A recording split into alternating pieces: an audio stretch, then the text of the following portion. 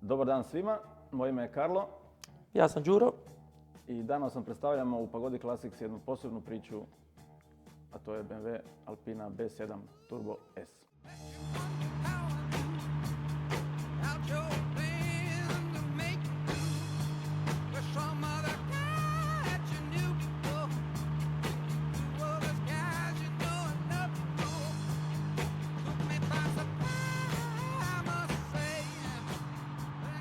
U pitanju je Alpina B7 Turbo S, kao što smo rekli, jedna od 30 komada. Ali ne jedna, nego broj 30 od 30. Zadnja ikad proizvedena.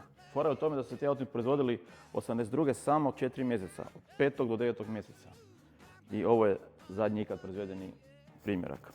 Imali smo čast i priliku da restauriramo taj auto, ja bih rekao, jedini na svijetu u ovom standardu.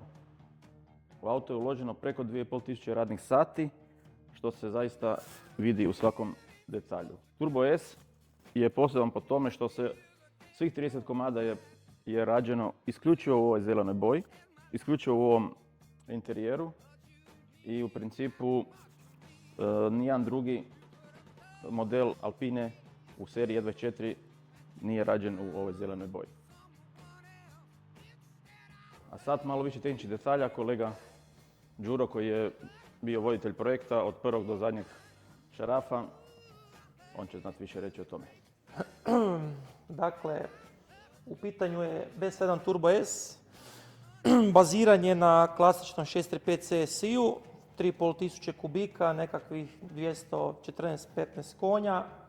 Šta je Alpina učinila? Alpina je učinila sljedeće, da je postavila svoju bregastu osovinu, svoje kovane klipove, s čime je smanjila stupanj kompresije na 8,5:1, što je omogućilo da može puniti sa KKK turbo punjačem do čak 0,9 bara bez prevelikog stresa za motor, s čime su izvukli u ono vrijeme fascinantnih 330 konja i čak 500 Nm. Zanimljivo je to da su povećali fi prednjih kočnica, ugradili su hlađenje diferencijala, što je u ono vrijeme su imali samo nekakvi trkači modeli BMW i Porsche i to. Alpinin mjenjač koji je samo ih 30 u svijetu postoji, zato ja mislim da je i proizvedeno samo 30 primjeraka ZF-ova sa skraćenim prijenosom. Jedan masterpiece u najmanju ruku. Da, baš tako reći. Da, evo Đuro, možeš malo reći kako je taj proces trajao i od čega se sve sastojao? Pa, proces je bio jako dugačak i mukotrpan zbog velikih detalja u koje smo išli. Znači, naravno, motor je rastavljen apsolutno do zadnjeg šarafa, sve je poslano na strojnu obradu, sve je ispitano, jer nismo imali mjesta za bilo kakve propuste. Apsolutno, znači sve je novo ili obnovljeno u najvećem mogućem stupnju što možemo mi obaviti. Ono što je isto interesantno dosta, samo Turbo S model je koristio dezen interijera u tom zelenom materijalu kariranom.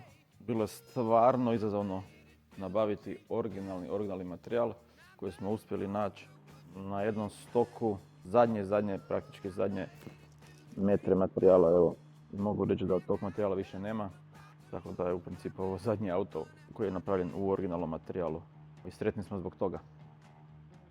Ono što je još zanimljivo u interijeru ove Alpine je Alpinini satovi. Naprimjer, možete vidjeti brzinomjer koji je jako jednostavno podijeljen.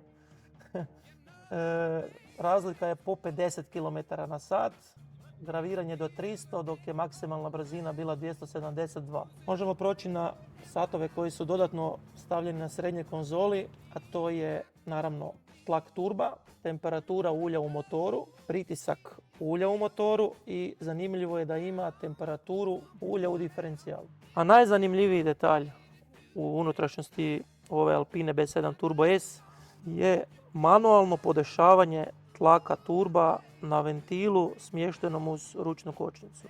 opseg tlaka se mogao podešavati između 0,6 i 0,9 bara.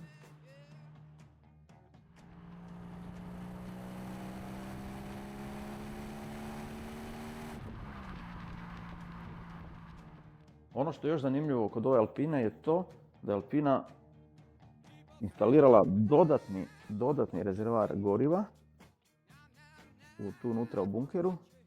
Znači serijski rezervoar je 70 litara plus dodatnih 30 litara u bunkeru kako bi se povećao domet ovog ludog vozila. Jer potrošnja toga automobila, jel, ako ga hoćemo koristiti onako kako se Alpina koristi, Bilo je poprilično velika. bila je poprilično velika. Mislim, još uvijek je. I još uvijek je, da. Eto. Ono što je isto interesantno i govori o levelu restauracije je činjenica da smo uspjeli nabaviti originalne Pirelli Cinturato P7 gume koje su originalno bile proizvedene za tu Alpinu početkom 80. godina. I Pirelli je izdao malu seriju tih guma naknadno i mi smo bili sretnici da smo jedan set tih guma uspjeli dobiti i nalaze se na ovom automobilu.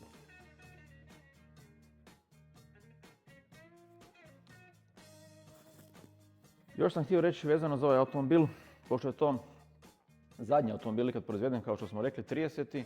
Auto je bio namijenjen za vlasnika i osnivača Alpine, gospodina Bovensipena. Trebao je završiti u Alpinom muzeju.